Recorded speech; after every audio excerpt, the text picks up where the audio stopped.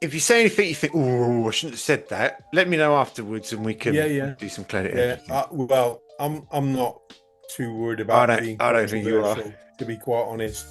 I think the industry's been far too left far too long. You hold fire, Frank. You hold.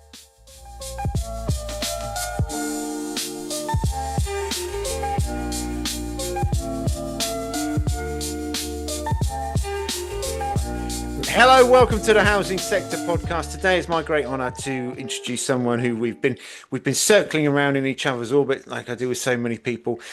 Frank, thank you very much indeed for joining me today. How are you? I'm very good, thank you, Ben. Good. We've just been talking, and we have a common place. We used to live, Retford in North Nottinghamshire. I left there in 1998. Were you there then? Yeah, well, it was the back end. No, we went there in about 2008, 2009. But obviously, I know a lot of the areas that you Yeah, went. because I was just saying, yeah, I was there 20 years ago. That wasn't, was it? That's Yeah, 27 years ago. yeah, Yeah, yeah. longer than that.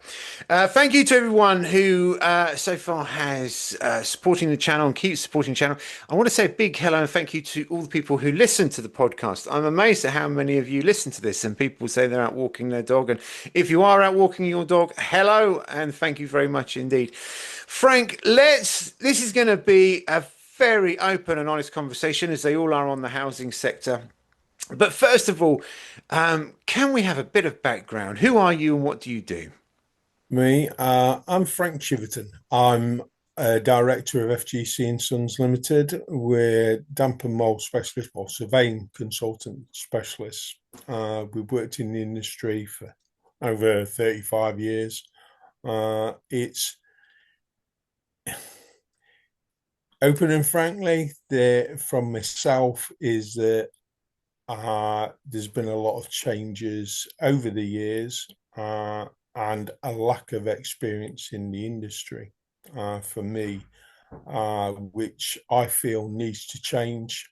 Some of the bodies that are managing the housing stocks today, chartered institutes and the like, uh, are so far detached from reality at the state of our industry.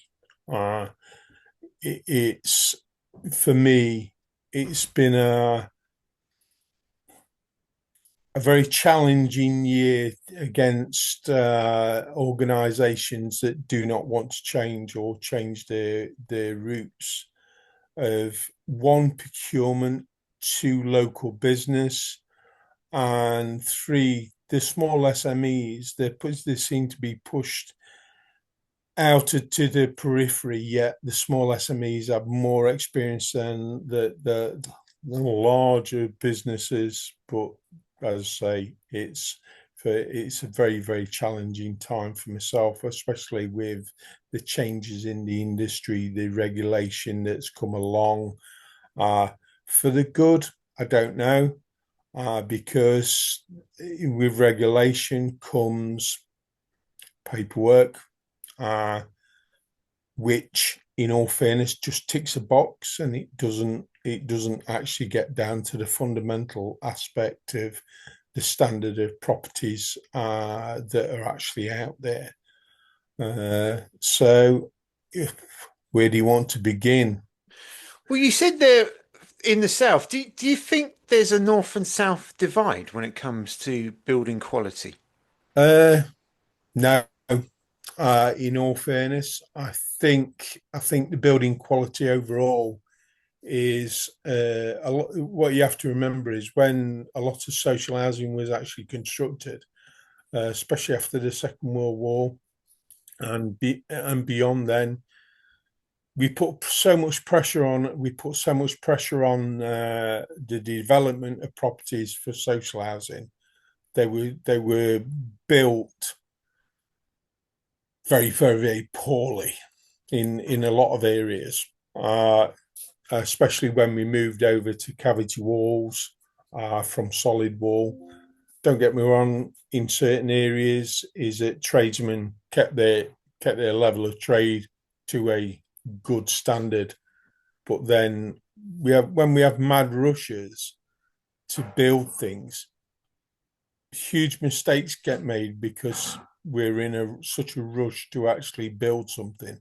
And you can see that systematic problem happening again today. Yeah, yeah. We have a lack of skilled people in the industry. I mean, I can remember some of the properties that I dealt with in Nottinghamshire were built by miners. But I mean, I have nothing against anybody actually not actually having a trade, because you only learn things through actually doing things. So you can't say that going to college and going to everything else, the system is run by schooling. You can only build something if you actually have an attempt to do it, and you improve week on year, and you hone your skills. You hone your skills from the day you pick that trowel up or that saw to develop and bring forward. You can't actually put yourself in a classroom. You can only learn so much in a classroom at the end of the day. It's reading books. You can do that at home. Majority of people do. That's how we learn. Our learning actually comes through doing and reading. We're systematically running into a brick wall, I think, at this precise moment. Do you think part of the problem with the new builds, and I'm recording another podcast later today with someone who's got a new build in London that's again an absolute disaster. But do you think with the need to build the target to build new homes, we've got to build these new homes, we're rushing through and jobs. I mean, here we're in a building that's about 11, 12 years old, and it's clear that defects that were built into the fabric, if you like, and one of our neighbours, their bit under the plug from their bath wasn't fitted properly, so water has slowly been collecting over the years where it's not quite fitting, and that's now coming to light. All these problems are coming to light. But snagging list, if you're under a rush to get things signed off to say we've fitted 7 bathrooms today, does the attention afterwards fall due to that? We're just going to push those through, get them done. Nobody's Uh, going to know about it. I think it's a lack of control on site, and the push for money at the end of the day is that there's a huge lack of control on site.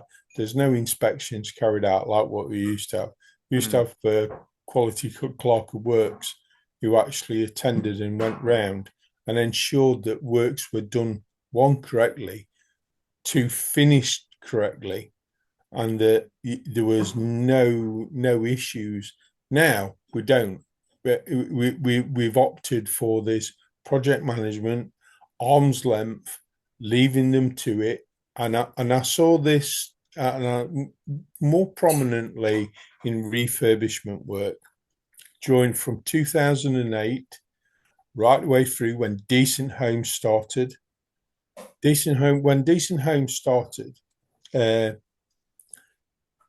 this country rushed in to bring housing back into a general good state of repair on the HHSRS. And it was the biggest failure this country ever saw. Why did it fail? Why and how did it fail? It failed the residents because the quality of the workmanship was absolutely abysmal, and we let contractors get away with it.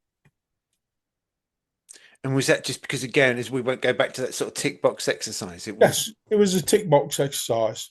I mean, Tony Blair and his crew invested billions into social housing, and to me, and I watched it because I worked at a high level for some of the contractors and for local authorities at that time, and they never managed. It was so mismanaged that taking kitchens and bathrooms that had never finished off properly, wiring never finished off properly, plumbing never finished off properly.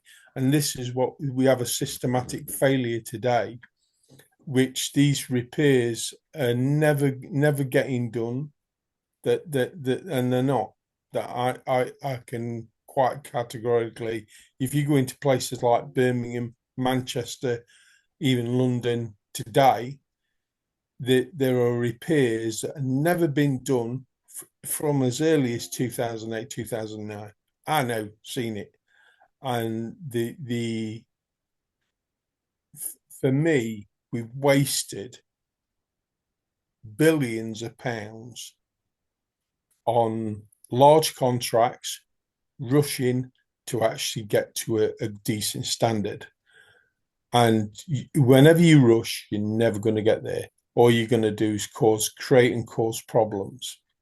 And this is what's going to happen again today. This is like this big cycle of work. When it started with decent homes, and now we're going on to building homes. Do they really think that rushing ahead and building 1.8 million homes across the country, which are going to be shoddily built, the ones that we construct now are not particularly great. So how do they think that we can deliver this? One, with a lack of tradesmen on the ground, and two, with the lack of supervision. See, Who's going to expect my all? my housing association have been again on Facebook today. We're investing 21 million in bringing our stock back up to scratch, and it's sort of this PR spin, which is what they're Yeah, famous yeah. for. But surely that money, that's a good thing. If they do have that money and they're going to inject it in, but you're saying that might not be. Well, in all fairness, depends how you say that they're going to inject it in. What are they going to inject it into? I mean, uh, mismanaged contracts are through lack of diligence is major in this industry. We always tend to look at kitchens and bathrooms, and the fabric of the building has always been ignored, and it's been ignored for 40, 50 years. And the way that we look and do our condition surveys on buildings are absolutely horrendous. I feel they chuck good money to bad. Let I always say this, and you look after the fabric. You have a dry, comfortable building. You will have a dry, comfortable house and living conditions. But That seems the quite majority, obvious. That seems, yeah, like if you but that's always overlooked. if you're putting up a tent, you want it to be dry. Yeah, Look, and well, we mentioned, or you mentioned the sort of Chartered Institute of Housing and the procurement stuff.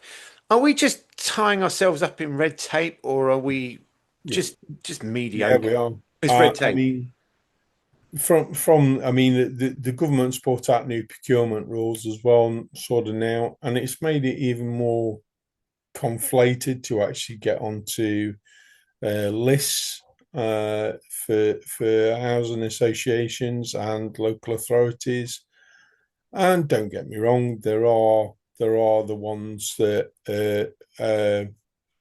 don't want you there anyway because they've got their mates there, and it's a very clicked in-house body of people. Still, I think that's done by part of the problem there is the event circuit. It's all the same faces meeting up at Yeah, the yeah. same functions up and down the country, and that's where those friendships and those working When you relationships. sell a product, it doesn't mean to say that that product's any good. Uh, I majority of materials that are on out there today are missold, mismanaged, missed everything, to be quite honest. So I think, and that's big business. Big businesses keep pushing this idea that their materials are the best, when in relation they're not. You only have to take all the things that are actually happening and have happened over the last 5 to 10 years with Grenfell, fire doors, and there's so many misconceptions of what we're to do. one, when we're constructing, and two, uh, when we're actually managing this process. And I just I feel that this industry is on a slow gas burner going downhill, not pushing it back up. We need to get back some fundamental trades, surveyors. AI is not going to cure everything as they believe, because it can only do so much at the end of the day. And it's not about building. We should be maintaining our existing structures, not looking to build additional structures that are going to fail for the future. Yeah, Let's get. I passing on the mean, problem, aren't we? yeah. I mean, homelessness. I mean, you could go on forever. Homelessness is a big industry, and it's just one of the. I've sent letters in to our local authorities, basically saying, to end homelessness, why are you not purchasing property? We have 1 million properties around this country that are sat empty. So you either do compulsory purchase and spend, I mean, currently we spend over £2 billion per year on homelessness, just alone. So whereabouts are we at the end of the day? 2 billion. That's a lot of money. That's a lot of purchasing power. And we're just throwing good money to hotels, to single room occupation. And without stopping the spiraling rent and service charges, we're forcing more people Yeah, into temporary accommodation and then yeah, homelessness. yeah. And but we're spending that amount of money. 2 billion can do. You could buy up all the stock that is empty, but there is no will to actually end homelessness because it's big business. You only have to look at the homelessness charities. It's like someone said about curing cancer. If you could cure it tomorrow, so many people would be out of a job that they would put it on a shelf and say they never found it. Yeah, yeah, exactly. And this is the housing industry altogether. And We've got a shortage of skills that keeps being mentioned. A shortage of skills. mhm. How long is it going to take, do you think, to get the workforce? And I think we need to say to people, you need a real job. You need, the jobs that AI are going to take are going to be very much, your call centers, your shop work. A lot of that is going to be automated through AI. So how do we attract and get people into uh, construction? I think I think the monetary side of it, don't get me wrong, uh, I think the training and monetary side of it needs to improve. I mean, when I first started in the industry as a joiner, uh, my weekly wage was £25 a week, and I used to earn more money on a Saturday and a Sunday than what I did all the week. Yet I did this very very same things what I used to do on Saturday and Sunday, and I think that part of exploitation of young people, to encourage them to come into the industry, you got to pay them. You got to pay them a proper wage. At the end of the day, I mean, even when you look today, uh, what's the minimum wage now? About £12 something an hour. I mean, really, I think we're living in a dystopian society when we're looking at the minimum wage at that. We've not moved on. Wages have never increased along with the cost of living, inflation. Never ever moved on, and yet companies. I mean, even ourselves, we've had to increase our prices to what we actually do. I mean, and there are a lot of more people out there that actually charge a lot more money for doing the very, very same job. And to be quite honest, I think they're a waste of money. A lot of those are the ones that charge more money than what we do. We're in it to actually repair and provide a service, and we back up everything that we say. We give solutions at the end of the day. And a lot of chartered practices, PCA, they'll always hide behind uh, words instead of actually committing to doing the job. If you're a surveyor, you're a surveyor. Don't get me wrong. Sometimes you get things wrong, but as long as you're prepared to go back and rectify it, if you think one thing's gone wrong, or you come away from a survey, because you sometimes you miss things, visual, etc. And the best way is going back, is being able to go back and say, it don't cost me anything to go back. I mean, if I go back, I go back. That's my mistake, and that's how I see it. Especially when I work for a lot of local authorities, is that for me, if I go and do a survey, I want to provide the best service that I can and use my skill set as I can. But I see so many things when I walk around. There are issues of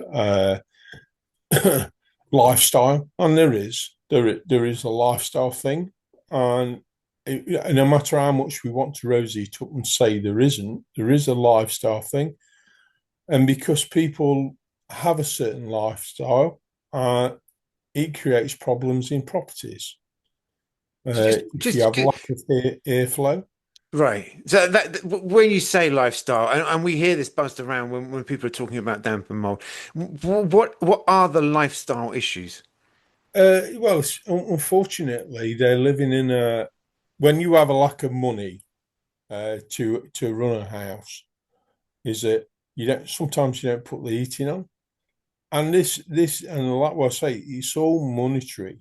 When we look over the last, I don't know, 20 years, how much things are costing, and if wages don't go up, you have deprivation. Is that people can't survive on the money that you actually get. So then you're in a spiral down, aren't you? Mm. So they don't clean, they don't put the heating on. Then you have all these microorganisms that are actually in the air, especially with damp and mold for the actual part of it. Because what we have to remember is mold's present in pretty much your whole life. There's good molds and there's bad molds, and for me is that if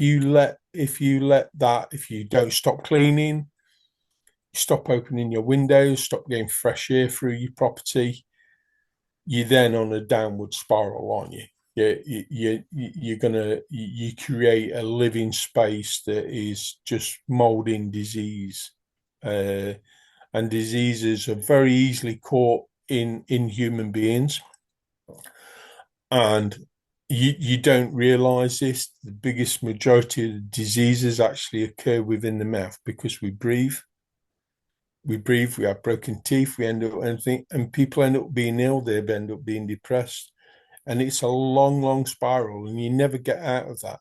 It's like I'm not a doctor, but I do know obviously about diseases and where they occur, and if you're living in conditions that aren't right, the whereby which if you're not cleaning regular or you're not making things a clean environment, then molds do occur and they will become toxic. They will become the mycotoxin that can eventually make you feel depressed, make you feel down, not be able to move, and basically you see the world in a totally different light to everybody else. Yes, I totally get that. And I But then you got the opposite side of the spectrum, whereby which you've got constant water that's causing these problems. And that can be from the building fabric, because the building fabric's not being contained through the roof, through the windows. And it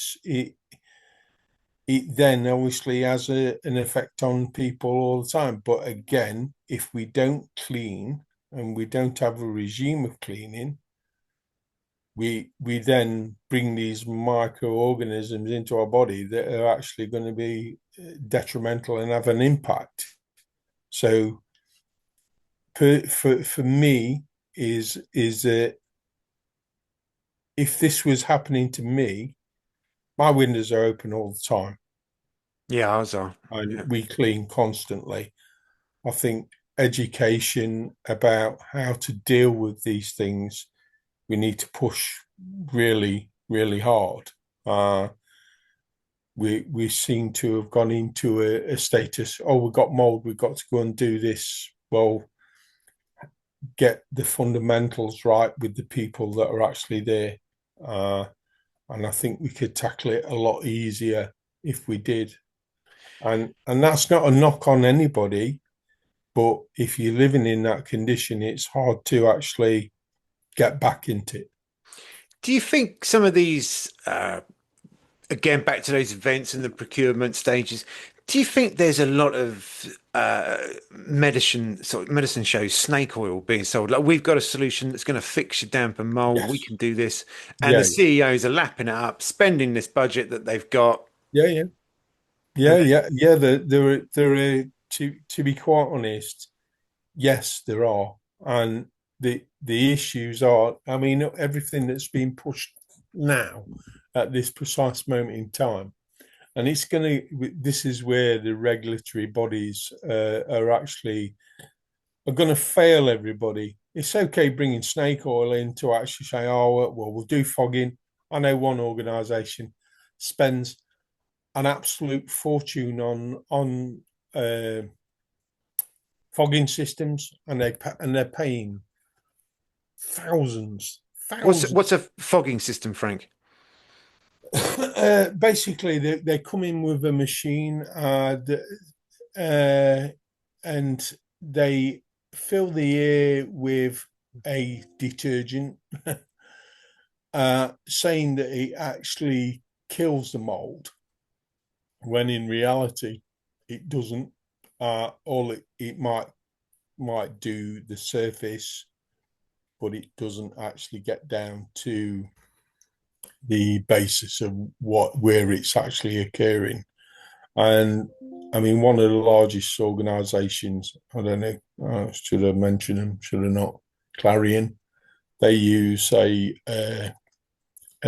fogging system. They spend millions, millions, and they're cleaning houses with this fogging system. It don't work, and it does not work. I don't care what anybody says, it will not work. Fundamental, you need to clean it, or you need to chop it off, and you need to get rid of it.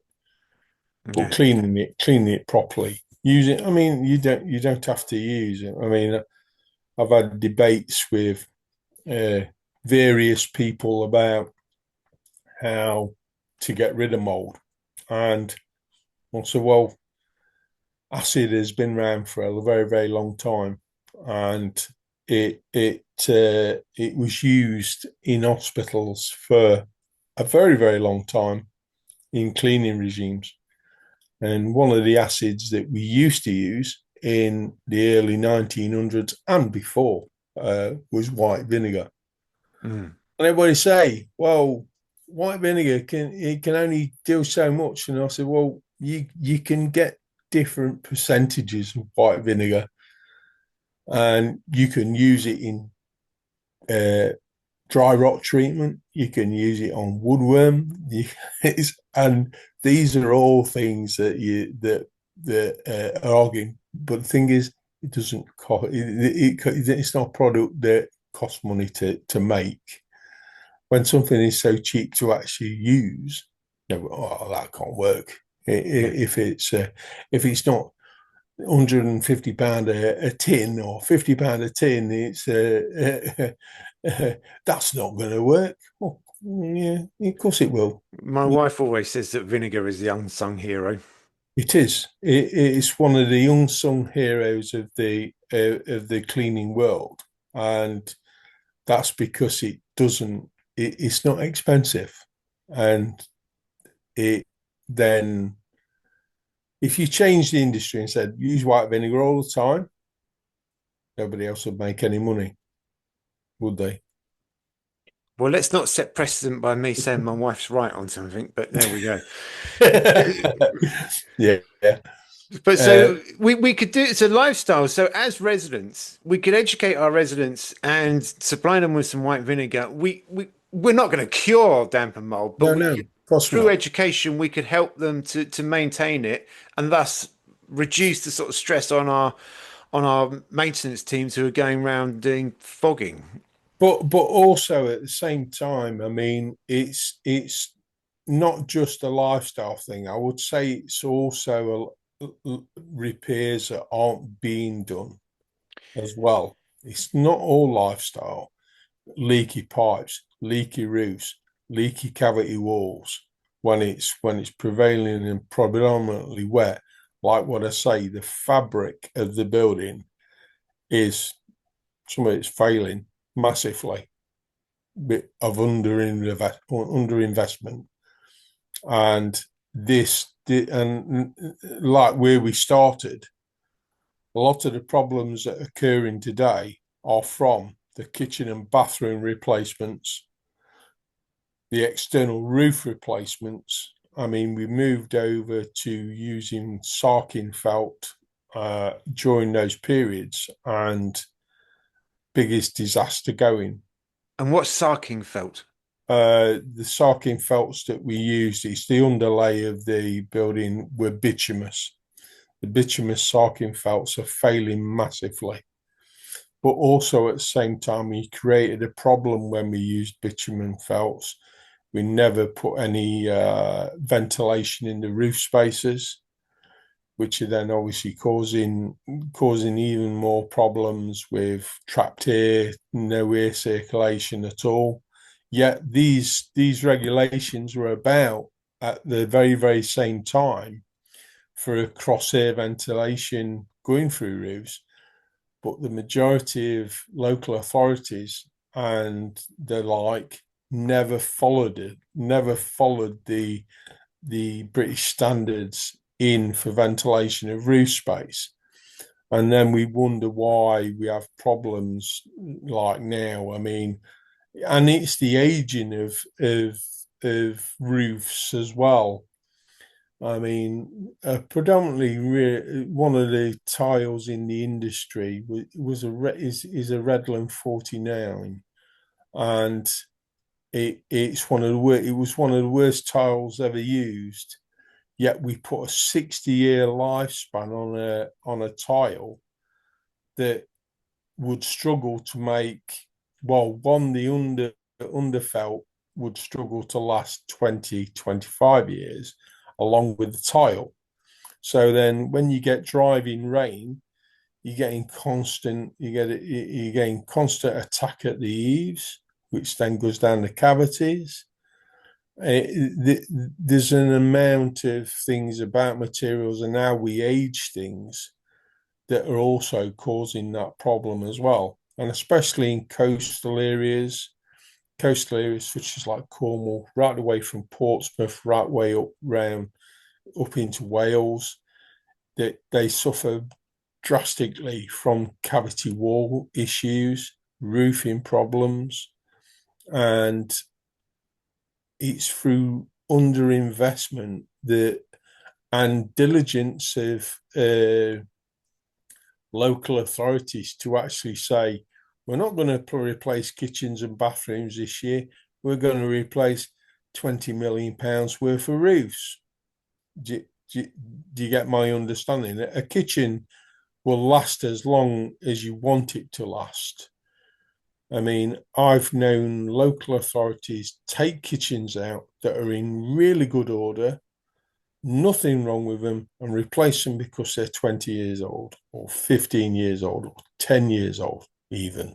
I suppose the reason behind that is just because it's such a visual aging, isn't it? Uh, Fashions and is it? Yeah, all the outsides, their concreting, their roofs, their external brickwork is suffering massively. So, which would you do if this was you? Your house is getting wet through driving rain. You're getting a leaky roof once a year, leaky windows because we've gone and put the wrong type of window in.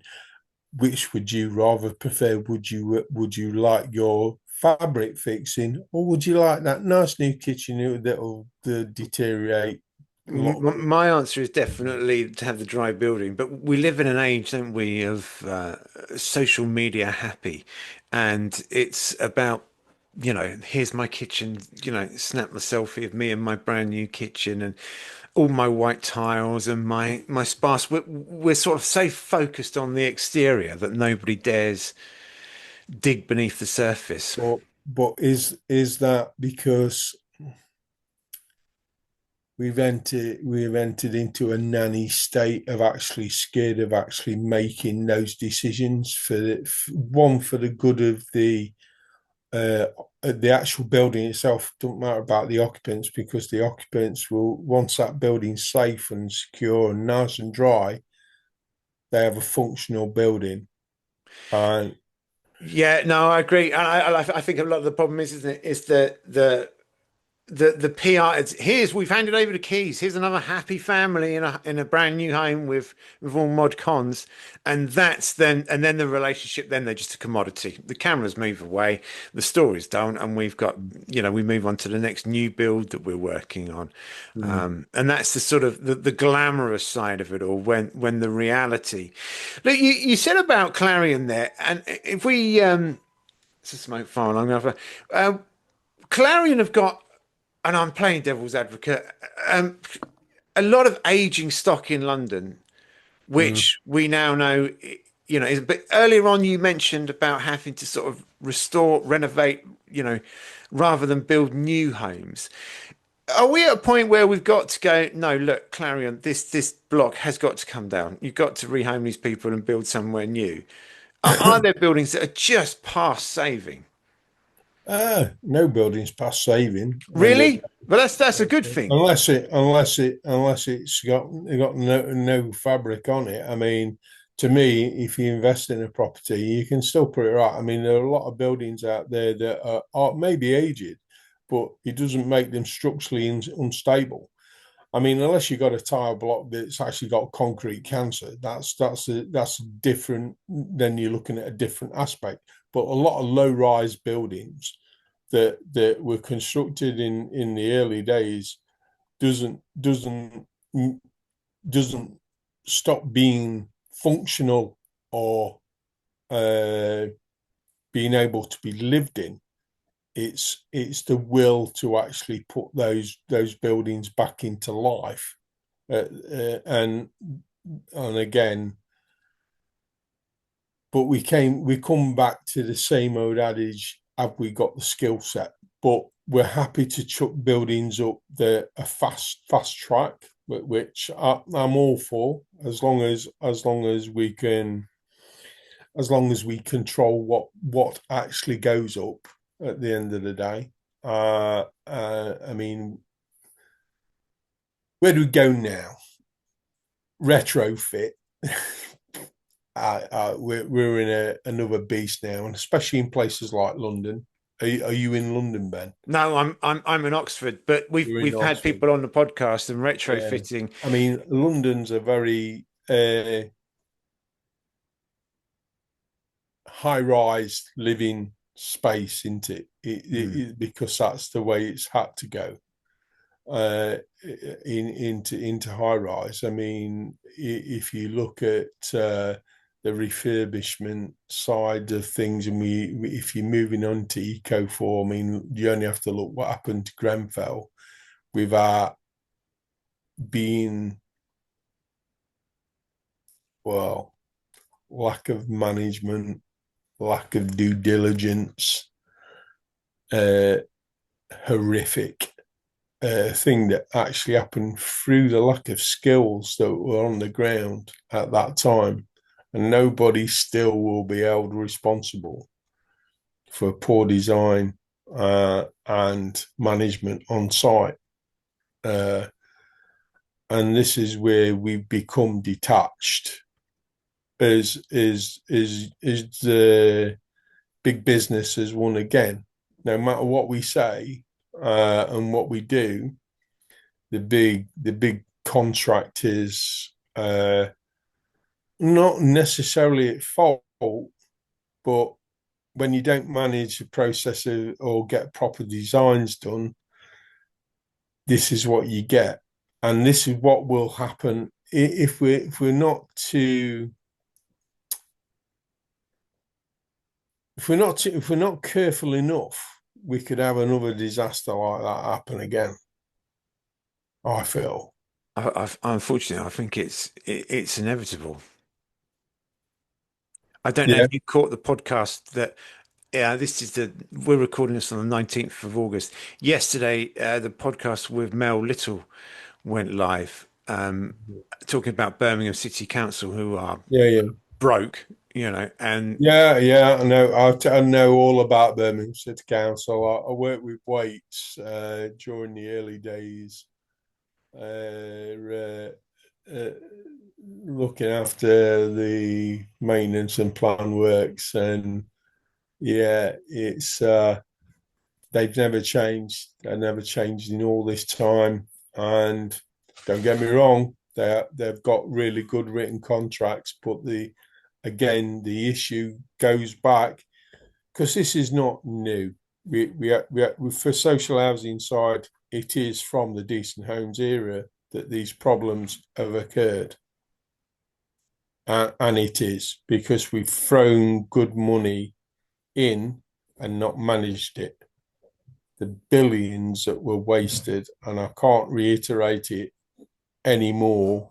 That it is through the decent homes and external programs that, when mismanaged over that time, are causing the downfalls of a lot of housing associations, a lot of local authorities through mismanaged money. but it just seems to be like this country's major commodity is mediocrity. The HS2, okay, we failed. We're not going to go as far as we are, and yet people have made billions. Yeah, yeah, yeah. The NHS, the prison service, and I think the next big scandal will be the tagging of prisoners out on remand, and no one knows where they are. So, but we just seem to sort of just keep on spinning, don't we? Spin, spin, spin. Yeah, no, it's all good. We're fixing it. And housing is just another arm of this sort of failing society that we seem to be in. Yeah, I mean, well, dirty politicians, you name it, we've Yeah. got it. This country has it. It's Orwellian, this country, and it's the traditions of ripping people off as it's not new. No, it All isn't. No. that, and we always pit the one against the other. This is probably the worst country in Europe for actually being against one another, because the establishment has always found it easier to pit one against the other. And it's always over money, always. If we had a society that actually stood back and looked properly at how we behave, and then looked at other cultures whereby which they stand together, this is not socialism. This is being a human being. They always like to label people as, oh, you're far left, you're far right, instead of saying you're human beings. Don't make any Yeah. difference. Don't Yeah. matter where you are or where you come from. it's always pitting one against the other.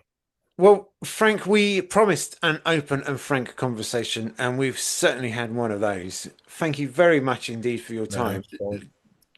You're welcome back anytime. It's great to have a conversation, and we to start fixing things, we need to start admitting that it's broken. And I think Yeah. that's the problem with the culture at the minute. We're too busy. PR spin, spin. We're all doing great, and we need to take a Yeah, step back. yeah.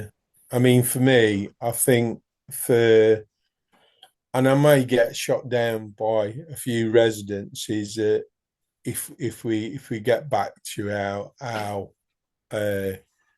how to actually keep our heads above water at the end of the day, stop fighting against one another, and actually just show them the fundamentals that are right to live Yeah, and to be just ordinary human beings. Because let's face it, none of us are perfect, but we can always try and work to get back to some form of perfectness at the end of the day in life. yeah. And Worry about your roof, not your kitchen cabinets being out of yeah, stock. yeah. Let's have a safe, nice home. At the end of the day, the fabric keeps us nice and dry and warm. But also let's get away from snake oil products. And we and this saying, oh, it's not all airflow. You know what I mean? And I do get that. But also at the same time, if I lived in a house that did leak, I would still clean it. Do you know what I mean? I wouldn't. We've got to take this nanny state away of saying, well, we can't because we have certain areas whereby which they say, oh, don't clean mold if it goes over a square meter. So then you sit there for 6 months and you just watch it grow, grow, grow. You get iller as each day goes by. You're breathing in that. Yeah, Would you really want to sit in that situation? I certainly wouldn't. no. If it's on my bread, I throw my bread away. Yeah, well, yeah. I mean, it is a let's get down to some fundamentals. In fact, they used to give mold packs away. I mean, years ago. I don't know if they still do, but don't get me wrong. There were the wrong things to and advice given because a lot of them are biocidal. They were saying, "Oh, use bleach, use this." Yeah. Give them the independence, and like what I say, bit of white vinegar. Yeah, But Lisa Mallion was saying how bad bleach is because mold loves it. yeah. That's what actually causes the mycotoxin Because it goes when into you defense mode, doesn't it? And then yeah. spreads. Yeah. Whereas if you use an acid, it actually on contact itself, it goes into a state of dormancy. Yeah. So Do you know what we need to bring, and it's kind of what the housing sector is about. We need to bring the residents and the housing associations together so we can work together to overcome many of the issues that are affecting us. But I do think there are too many residents that go, no, it's up to the housing association. And there are too many housing associations going, well, we spent this much on it and, we can't do yeah, any more. And yeah. Well, like what I say, I think we a lot of them are becoming so self-consciously aware about them being took to court. I mean, the amount of money that is being spent on compensation needs to stop because the residents don't realise is that. I mean, I know one of the associations spent £1 million last year in compensation alone just on damp and mold. see, and I have conversations with, dilapidation lawyers and whatnot. Sorry, not dilapidation lawyers. I sort of call them ambulance chasers, and I think there needs to be something because housing associations do ignore so many. But then, as you've just said, I am aware that we're not helping the situation if they're just throwing out chunks of money Mm. rather than fixing. So yeah, that's a conversation for another day. I'll Yeah, get We'll need to open that one up. Maybe it's the education to the residents to say, look, let's not take that £1 million away. Let's spend £1 million actually repairing things. Because it's not just about that compensation bit. Yes, given some compensation, but not the astronomical amounts that are being bounded and paid out. But then the problem is residents take £7,000-8,000 plus. We've got such a toxic relationship with our housing associations now that we don't trust if they didn't have they had that money that they'd do any good with it. They'd go on another jolly. Well, that's where the management side of it needs changing. Well, there is a lot of the management that can now be stripped out thanks to AI. Because I know for a fact that Sheila has 2 people working for her and they're still working on 20 out-of-date Excel spreadsheets. And there's that whole mid-level which needs to be. But anyway. Yeah, I mean, I've always said this about management of money. The money needs to be managed by a program because humans make such drastic mistakes with cash. And they also shuffle money around and spend it in areas that don't need to be spent on. No. And that's why, well, that's another topic. That is another topic. Sticky fingers and slopey shoulders. Yeah, okay. There's quite a few organisations like that, and then well, I had one the other day from Cornwall. He put on LinkedIn,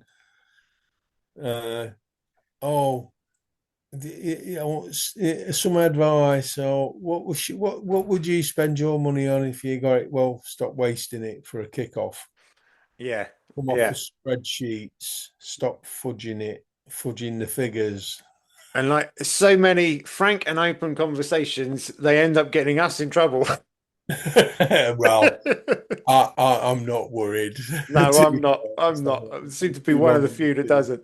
All right, Frank, it's been great. Thank you very much indeed, my friend. Take care. Have a great day.